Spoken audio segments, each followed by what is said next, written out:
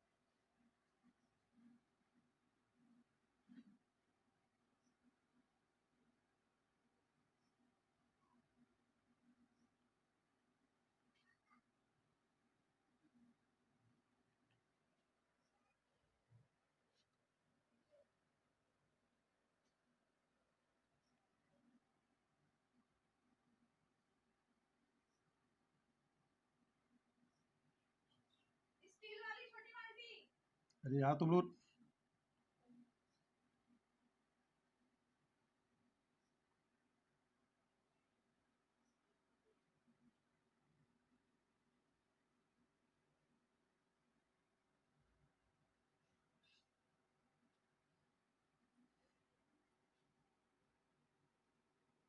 भाई देख लो, ऐसे ही बनता है इंडिया का मैप।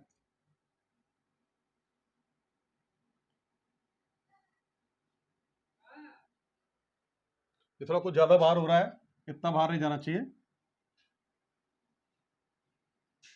और ये यहां से जो है, यहां से आपका ये,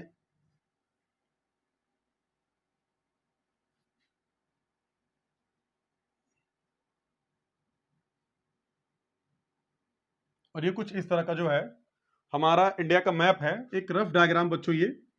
और ये आज का हमारा भारत है। राइट, ये आज का हमारा भारत है जैसा आप देखते हो। ये एक्चुअल भारत ऐसा नहीं था।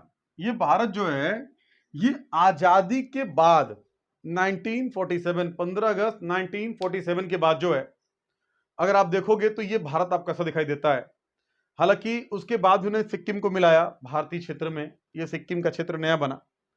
लेकिन जो इंडिया है, इंडिया था क्या? क्या इंडिया ऐसे ही था? आपको पता है कि जो ये वाला रीजन है हमारा, ये पाकिस्तान का क्षेत्र है।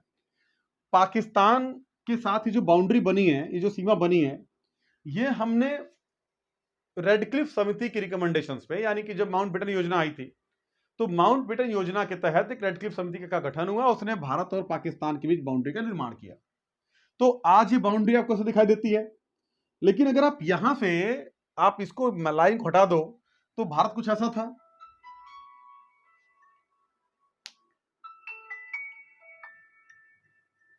ये भारत कुछ ऐसा था। अगर हम लोग यहां से आगे बढ़े हैं, देखें तो बच्चों, भारत जो था शुरुआत में, अब सही बात हम लोग आते हैं, फैक्ट बात क्या है। जब भारत आजाद हुआ था, जब भारत आजाद हुआ था, तो उस समय भारत छोटी छोटी रियासतों में बटा हुआ था। रियासतों का मतलब यह है कि छोटे छोटे ग्रुप, छोटे छोटे समुदाय, और भाई ये रजवाड़े, वो रजवाड़े, छोटे छोटे ग्रुप्स में बटा हुआ था। छोटे छोटे राजा महाराजे ऐसी जो है सब पूरे भारत में शासन कर रहे थे। तो जब भारत आजाद हुआ, तो भारत की आजादी के साथ जो है 549 रियासतों ने जो है भारत में विलय कर लिया। 549 रियासतों ने भारत में विलय कर लिया। लेकिन 3 ऐसी रियासतें थीं, जैसे ये आप देखोगे तो ये पूरा पूरा हैदराबाद का क्षेत्र था। आप देखो तो ये जूनागढ़ का क्षेत्र था, यहां त्रावणकोर, तिरुचिरापल्ली था, और ये जम्मू कश्मीर का जो मामला था, ये लोग भारत में विलय को तैयार नहीं थे। एक तो समस्या ये। दूसरी समस्या ये थी कि जब अंग्रेज यहां से चले गए, तो भारत में जितनी रियासतें थी, तो अगर आप देखो तो यहां पर जो है कोई तमिल बोलता है, यहां पर जो है कोई आप ये मलयालम बोलता है, यहां पर कन्नड़ बोलता है, ये तेलुगु बोलता है, ये उड़िया बोलता है, यहां के लोग जो है गुजराती बोलते हैं, ये मराठी बोलते हैं। तो भाई साहब, तरह तरह की भाषाएं थी भारत के अंदर। तो भारत के सरकार के ऊपर तत्कालीन जो हम आजाद हुए थे, तो जो हमारी सरकार थी, सरकार के ऊपर दबाव बन रहा था कि भैया जो तेलुगु बोलते हैं उनको एक अलग राज्य बना दो, जो कन्नड़ बोलते हैं उनको अलग राज्य बना दो, जो तमिल बोलते हैं उनको अलग राज्य बना दो। तो भाई साहब, ये बहुत बड़ी समस्या की बात थी। हम भाषा के आधार पर राज्यों का गठन नहीं कर सकते थे। क्यों नहीं कर सकते थे भैया? भाई साहब, यूरोप के अंदर आप देखो तो बहुत छोटे छोटे नन्हे नन्हे देश हैं, और वो देश किस आधार पर बने? जो फ्रेंच बोलते हैं उन्होंने फ्रेंच देश बना दिया, जो जर्मन बोलते हैं उन्होंने जर्मनी बना दिया। तो भाषा के आधार पर जो है, रंग के आधार पर, नस्ल के आधार पर, रूप के आधार पर उन्होंने देशों का बंटवारा कर दिया। तो भारत के अंदर एक डर था कि अगर भारत के अंदर भाषा के आधार पर हमने राज्य बना दिया, तो ये कहीं ना कहीं आगे चल करके बहुत ज्यादा समस्या होगी, और आए दिन राज्यों के टूटने का डर लगा रहेगा। तो ये समस्या थी। अब टूटने का डर लगा रहेगा, ये समस्या थी। तो हमारी सरकार, अंतरिम सरकार, ये बिल्कुल नहीं चाहती थी कि भारत में राज्य बने तो भाषा के आधार पर बने। हमारी सरकार ऐसा बिल्कुल भी नहीं चाहती थी। तो इसके लिए करें क्या? बचें क्या? बचे कैसे? अच्छा, एक बात समझिए, जो ये वाला क्षेत्र था, ये मद्रास वाला क्षेत्र, ये मद्रास वाला क्षेत्र जो आप कहते हो ना कि भाई टीम में बड़े एक आध होते हैं ऐसे लोग कि खेले तो खेलिए बिगाड़ब, तो उस तरह का खिलाड़ी था मद्रास। थोड़ा सा गड़बड़ टाइप का, चंट टाइप का था, बदमाश टाइप का क्षेत्र था ये। बदमाश का मतलब वो गुंडागर्दी, गोली बारूद नहीं। बदमाश का मतलब मनबड़ टाइप का, मनबड़। आज भी वहां मनबड़ ही होती है। आज भी जो है, देखिए आए दिन जो है वहां पे आंदोलन होते रहते हैं। तेलंगाना को लेकर भी आंदोलन हुआ था कि काफी दिनों से, फिर तेलंगाना राज्य बनाया गया। तो ऐसे ही जो है ये ड्रामा हुआ था जब भारत आजाद हुआ। तो जो यहाँ के लोग थे आंध्र प्रदेश के, वो भाई साहब, उनके अंदर बड़ी चुल्लू थी, बहुत चुल्लू थी उनके अंदर। वो ये कह रहे थे कि भैया हमको एक अलग राज्य बना दो, हम तेलुगु बोलते हैं, हमें एक अलग राज्य बना दो भाषा के आधार पे।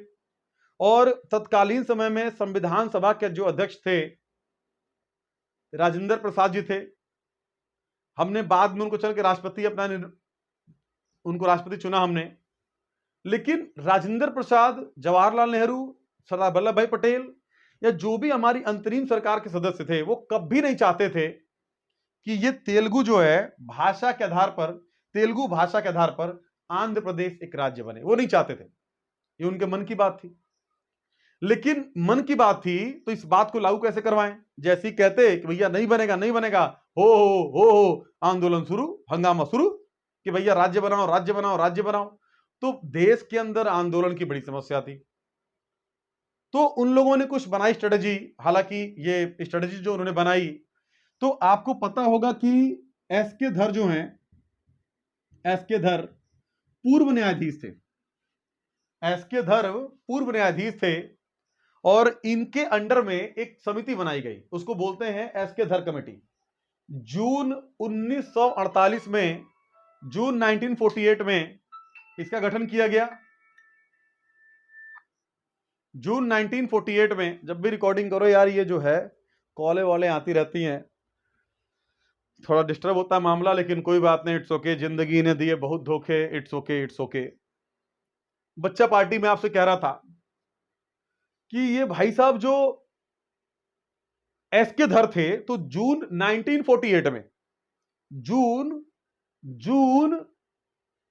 1948 में एस के धर कमेटी का गठन हुआ और इनका गठन राजेंद्र प्रसाद जी ने किया।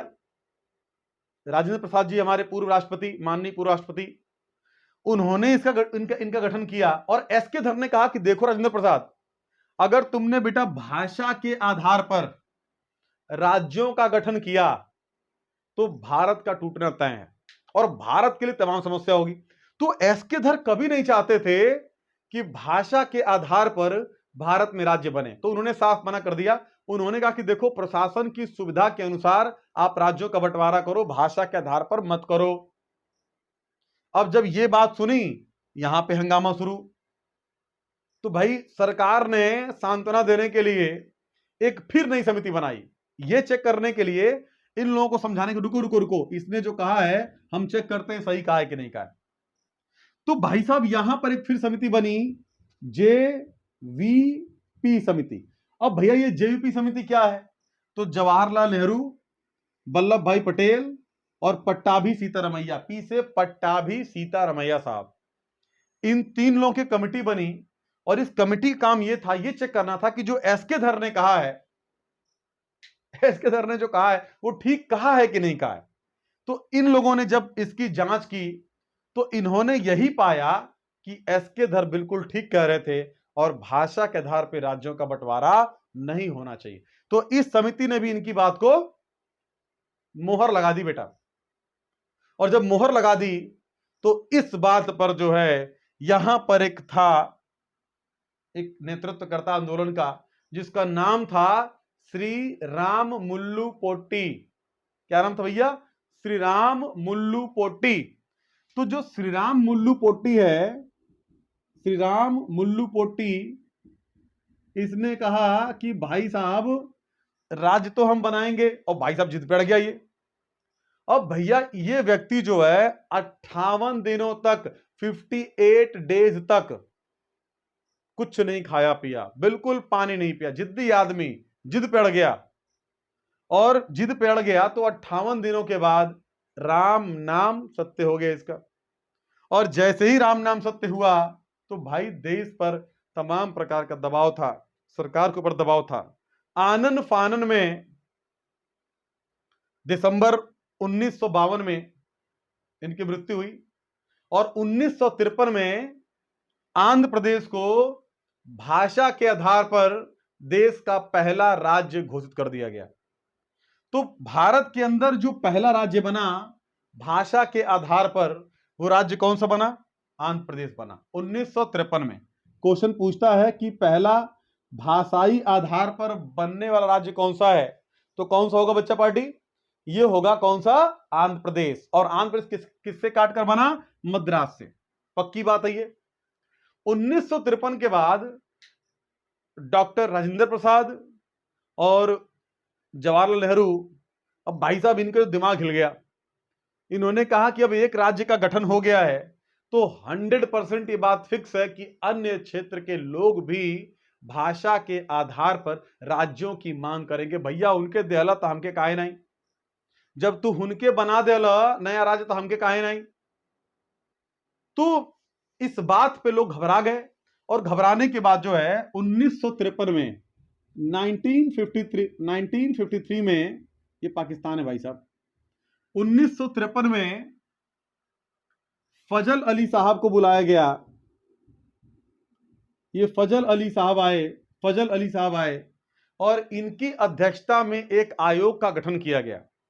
और जो ये आयोग था बच्चों, इसमें 3 मेंबर थे। एक तो फजल अली अध्यक्ष थे, और जो फजल अली अध्यक्ष थे तो इनके साथ हृदयनाथ कुंजरू पहले, और दूसरे के एम पणिक्कर,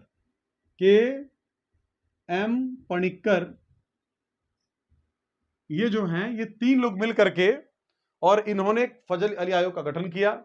और इस फजल अली आयोग को राज्य पुनर्गठन आयोग कहा गया। राज्य पुनर्गठन आयोग कहा गया। इस आयोग ने वर्ष 1955 में अपनी रिपोर्ट सौंपी, और रिपोर्ट सौंपने के बाद वर्ष 1956 में 1956 में भारत के अंदर इन्होंने 14 राज्य और प्लस 6 संघ राज्य क्षेत्र बनाने का रिकमेंडेशन दिया। 14 राज्य और 6 संघ राज्य क्षेत्र बनाने का इन्होंने सलाह दिया। हेलो अमी, अरे मेरा बेटा पारी कर रहा है। एक दिन बच्चे आपसे पढ़ना चाहते हैं, पढ़ाओगे? नहीं पढ़ाओगे? एक दिन प्लीज बेटा, एक दिन नहीं, तुम्हारी किस्मत नहीं सही है कि तुमको अमिया पढ़ाएगी। तुम्हारी बेटा किस्मत सही है नहीं, है ना अमी? जो बड़े अच्छे लोग होते हैं तुम उनको पढ़ाती ना बेटा। चलो अच्छा, कोई बात, पढ़ा ले अब। ओके, तो फजल अली आयोग जो है 3 लोगों की टीम थी, और इसमें जो है कितने लोग? 3 लोग शामिल थे। इन्होंने भारत में राज्यों के पुनर्गठन का इन्होंने क्या किया? सलाह दिया, और राज्यों का पुनर्गठन कर दिया गया। तो भाई साहब, भारत में 14 राज्य बने, और 14 राज्य जब बने तो उसके बाद जो है भारत में राज्य बनने की जो परंपरा है अभी ये खत्म नहीं हुई, और धीरे धीरे समय के बाद उन राज्यों को और भी धीरे धीरे बढ़ा लिया गया। आपको पता है, कुछ बातें मैं आपको और बताना चाहता हूं। जैसे अगर हम देखें,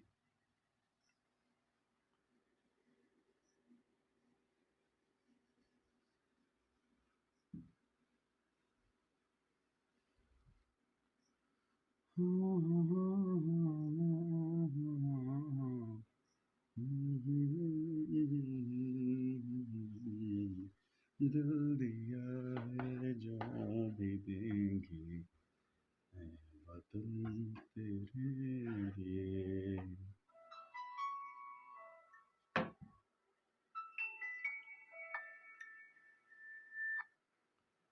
भाई साहब, ये जो राज्य आप देख रहे हो, तो भैया भारत में एक राज्य है, एक राज्य भारत में, उसको देखोगे आप तो यहां पर एक है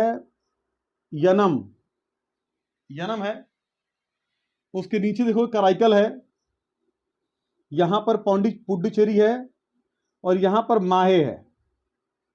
ये 4 जिले हैं।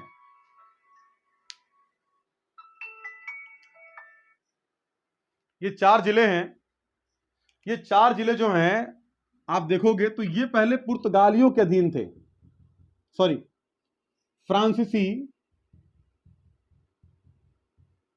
फ्रांसीसी सरकार के अधीन थे। लेकिन 1954 में 1954 में उन्होंने ये चारों जिले जो हैं भारत सरकार को सौंप दिए, और भारत सरकार को सौंपने के बाद वो भाई साहब यहां से निकल लिए। तो जो ये 4 जिले थे, इन्हीं 4 जिलों को मिला करके भारत में एक नया राज्य बना, और उसका नाम था पौंडीचेरी। क्या नाम था भैया? पौंडीचेरी। तो जो पौंडीचेरी राज्य है वो 3 राज्यों के अंदर स्थित है। पहला, आंध्र प्रदेश में 2 जिले हैं, एक तमिलनाडु में है, और एक कहां बच्चा? केरल में, माहे। तो यहां पर जो है ये आप देखोगे तो ये पौंडीचेरी के 4 जिले हैं जो इन 3 राज्यों के अंदर स्थित हैं। अच्छा, इसके अलावा देखो, जो ये वाला क्षेत्र था, दमन दीव है, दादरा नगर हवेली है, और गोवा है, तो ये वाले सारे क्षेत्र जो हैं, ये वाले सारे क्षेत्र पुर्तगालियों के अधीन थे। तो जब ये पुर्तगालियों के अधीन थे, जो ये सारे क्षेत्र पुर्तगालियों के अधीन थे, तो भारत सरकार ने 1961 में 1961 में, यहां से इसको देखिए आप, 1961 में इनको भगाने के लिए अभियान चलाया। और पुर्तगालियों को भारत से खदेड़ दिया। और भारत से खदेड़ने के बाद जो है ये गोवा को, दमनदीव, दादरा नगर हवेली को, इनको जो है भारतीय राज्य क्षेत्र में शामिल कर लिया गया। सॉरी, भारतीय राज्य क्षेत्र में शामिल कर लिया गया। तो इस तरीके से आप देखते हो तो भारत के अंदर जो है भारत का एकीकरण हो रहा है। लेकिन इसके अलावा बच्चों सिर्फ इतनी सी बात सी नहीं है, इसके अलावा अगर आप देखोगे तो धीरे धीरे हमने बहुत से राज्यों का निर्माण किया। धीरे धीरे हमने बहुत से राज्यों का निर्माण किया। जैसे अभी आपसे मेरी बात हुई थी कि गोवा कैसे बना, पौंडीचेरी कैसे बना, दमन दीव कैसे बना, तो अभी हमारे आपसे बात हुई थी। इसके अलावा जो है अगर हम देखें थोड़ा सा नजर उठा के, तो सबसे पहले मैंने आपसे कहा, इसको आप नोट कर लेंगे कि 1 अक्टूबर 1953 को भाषा के आधार पर बनने वाला पहला राज्य कौन था बच्चा? आंध्र प्रदेश। 1 अक्टूबर को बना था ये, 1 अक्टूबर 1953 को, 1953 को। इसके बाद अगर आप देखो तो भाई साहब यहां जो क्षेत्र था, इस पूरे को ये बहुत बड़ा क्षेत्र था और इसको लोग कहते थे बंबई। इसको लोग कहते थे बंबई। लेकिन बंबई जो है इसको काटा गया, इसको तोड़ा गया। और ये 1 मई 1960 की बात है। कब की बात है बच्चा? ये कुछ इस तरीके से तोड़ा गया। तो ये 1 मई 1960 की बात है। 1 मई 1960 की बात है ये, कि भारत में 2 नए राज्य बने। तो वो राज्य कौन कौन से थे? एक था गुजरात और दूसरा क्या बन गया? महाराष्ट्र। तो महाराष्ट्र और दूसरा क्या बन गया? गुजरात। ये 2 राज्य बना दिए गए, गुजरात और महाराष्ट्र, 1 मई 1960 को। तो बच्चों जरा देखो, यहां पर 2 जो राज्य बने आजादी के तुरंत बाद, सबसे पहले क्या बना? आंध्र प्रदेश। और आंध्र प्रदेश के बाद किन 2 राज्यों का क्या गठन हुआ? महाराष्ट्र का और गुजरात का। अगर आप यहां से आगे आओगे तो यहां पर देखिए, पहले ये जो पूरा क्षेत्र है, जैसे अगर आप देखोगे ये पूरा का जो पूरा क्षेत्र है, तो ये पहले पूरा का पूरा असम था। ये पूरा असम था ये। तो असम से ये वाला जो हिस्सा, ये वाला हिस्सा, असम से, पूरे असम से ये हिस्सा काट के निकाला गया। और जो ये हिस्सा था इसका नाम था नागालैंड। क्या नाम था बच्चा? नागालैंड। तो जो नागालैंड है, नागालैंड का गठन हुआ 1 दिसंबर 1963 को। आप ध्यान रखना, सभी डेट को ध्यान रखना। गुजरात 1 मई 1960, महाराष्ट्र 1 मई 1960। ये जो आंध्र प्रदेश है, आंध्र प्रदेश कब बना बच्चा? आप डेट का ध्यान रखेंगे, 1 अक्टूबर 1953 को। और नागालैंड कब बना? 1 दिसंबर 1963 को नागालैंड बना। आप यहां से आगे जाते हो तो इसके बाद जो है ये पंजाब जो राज्य, ये जो पंजाब राज्य है, इससे एक नया राज्य काट करके बना था, हरियाणा। कौन सा राज्य बना बच्चा? हरियाणा। तो पंजाब से काट करके हरियाणा बना। और हरियाणा का जो गठन हुआ है, अगर आप देखेंगे तो हरियाणा का जो गठन हुआ है 1 नवंबर 1966 को। हरियाणा कब बना है? तो 1 नवंबर 1966 को, 1966 को हरियाणा का गठन किया गया। अच्छा, इसके बाद आप देखिए तो जो हिमाचल प्रदेश है, यहां जो एक राज्य हिमाचल प्रदेश है, यह भी पंजाब से कट के बना है। तो पंजाब से कट के कितने राज्य बने? 2। पहला कौन सा बना है? हरियाणा। और दूसरा कौन सा बना है आपका? हिमाचल प्रदेश। तो हिमाचल प्रदेश जो बना है, हिमाचल प्रदेश जो राज्य बना है, तो ये 25 जनवरी 1971 को बना है। 25 जनवरी 1971 को। बच्चों अगर आपसे क्रम लगाने के लिए बोलता है तो सबसे पहले कौन सा राज्य है? सबसे पहले राज्य बना है आपका कौन सा? आंध्र प्रदेश। आंध्र प्रदेश के बाद कौन सा राज्य बना है? गुजरात और महाराष्ट्र। गुजरात और महाराष्ट्र के बाद कौन सा बना है? नागालैंड बना है। नागालैंड के बाद कौन सा बना है? हरियाणा। हरियाणा के बाद कौन सा बना बच्चा? हरियाणा के बाद बना है हिमाचल प्रदेश। और हिमाचल प्रदेश का जो गठन हुआ है, हिमाचल प्रदेश बना है 25 जनवरी 1971 को। हिमाचल प्रदेश के बाद आप देखिए तो 3 राज्य के साथ बनते हैं। तो 3 राज्य में से पहले बना मेघालय, दूसरा जो है मेघालय के बाद बना, सॉरी मेघालय तो ये है, ये मणिपुर बना, और यहां पर बना त्रिपुरा। तो मेघालय, मणिपुर, त्रिपुरा, ये तीनों राज्य हैं बच्चों। ये तीनों राज्य हैं, इनका जो गठन होता है 21 जनवरी 1972 को हुआ। 21 जनवरी 1972 को 3 राज्यों का गठन हुआ। जो पहला राज्य था मेघालय, दूसरा कौन सा बना आपका? ये मणिपुर, और तीसरा कौन सा है? त्रिपुरा। तो ये 21 जनवरी 1972 को इनका गठन हुआ। इसके बाद आप देखेंगे तो 26 अप्रैल 1975 को 26 अप्रैल 1975 को जो ये है राज्य सिक्किम, ये सिक्किम को जो है भारतीय राज्य क्षेत्र में मिलाया गया। तो ये 1975 में मिलाया गया। कब मिलाया गया? 1975 में, 1975 में इसको मिलाया गया भारत के अंदर। पहले ये भारत का हिस्सा नहीं था, तो सिक्किम को मिलाया गया। सिक्किम के बाद आप आइए तो मिजोरम और अरुणाचल प्रदेश। देखो जो ये राज्य, ये वाला, ये है मिजोरम। ये कौन सा है? मिजोरम। तो मिजोरम और ये जो राज्य बना ऊपर का, ये है अरुणाचल प्रदेश, अरुणाचल प्रदेश। तो जो ये अरुणाचल प्रदेश है और जो ये मिजोरम है, ये दोनों राज्य जो है एक साथ बने हैं और इनका जो गठन हुआ है बच्चों, मिजोरम और अरुणाचल प्रदेश का, ये 1987 में हुआ है। कब हुआ है? 1987 में हुआ है। 1987 में हुआ है। इसके बाद आप देखेंगे तो 1987 में ही जो गोवा है, ये जो गोवा है, इसको पूर्ण राज्य का दर्जा दिया गया। कब दिया गया? पूर्ण राज्य का दर्जा। आपको याद होगा कि 1961 में इसको जो है पुर्तगालियों से हम लोगों ने छीना था। तब ये पूर्ण राज्य का दर्जा नहीं था, तब ये संघ राज्य क्षेत्र था। लेकिन 1987 में इसको जो है पूर्ण राज्य का दर्जा दिया गया है और इसमें जो है ये 25वां राज्य बना। कौन सा बना? गोवा। गोवा कौन सा बना? 25वां राज्य। उसके बाद बच्चों आप देखेंगे तो 3 राज्य आपके सामने बने हैं। आप जब पैदा हो गए तो उसके बाद छत्तीसगढ़ बना, उत्तराखंड बना और झारखंड बना। ये छत्तीसगढ़, उत्तराखंड 1 नवंबर, 9 नवंबर और 15 नवंबर, ये वर्ष 2000 की घटना है। 3 राज्य बने। तो छत्तीसगढ़ यहां पर एक राज्य बना 1 नवंबर 2000 को। यहां पर उत्तराखंड एक राज्य बना 9 नवंबर 2000 को। और यहां पर झारखंड एक राज्य बना 15 नवंबर 2000 को बना बच्चों। और 2000 के बाद आप देखिए सबसे लास्ट में जो राज्य बनता है वो तेलंगाना है। 2 जून 2014 को जो है एक नए राज्य का गठन कर दिया गया। तो आप देखोगे इस तरीके से, तो भारत के अंदर जो है बच्चों, भारत के अंदर जो है इस तरीके से राज्यों का गठन हुआ। आपको अगर इस चैप्टर से संबंधित कोई भी डाउट हो, कोई प्रॉब्लम हो, you can come to ask. आप इनके सीक्वेंस को लिख लेना, इनके सीक्वेंस को क्रम में करके याद कर लेना। क्लास में इस बात की चर्चा होगी। मैं उम्मीद करता हूं कि आपको क्लास समझ में आई होगी। समझ में आई है तो थैंक यू सो मच। इसको 1 बार, 2 बार, 3 बार, 4 बार देखिए, बहुत अच्छा लगेगा मुझे, आपको भी अच्छा लगेगा। गाइस एक बहुत खुशी की बात बताना चाहता हूं कि अपना बहुत छोटा सा चैनल है, बहुत छोटे इसके व्यूअर हैं, लेकिन बच्चों आज हमारे चैनल ने 1 लाख इंप्रेशंस को क्रॉस किया है। यानी कि 1 लाख लोगों के फोन में, स्क्रीन तक, 1 लाख लोगों के यूट्यूब तक हमारा चैनल पहुंच चुका है। मैं बहुत खुश हूं, बहुत कम टाइम में बहुत अच्छा अप्रिसिएशन है। Thank you so much guys for this love. Thank you so much. Will see you later. Bye bye, take care.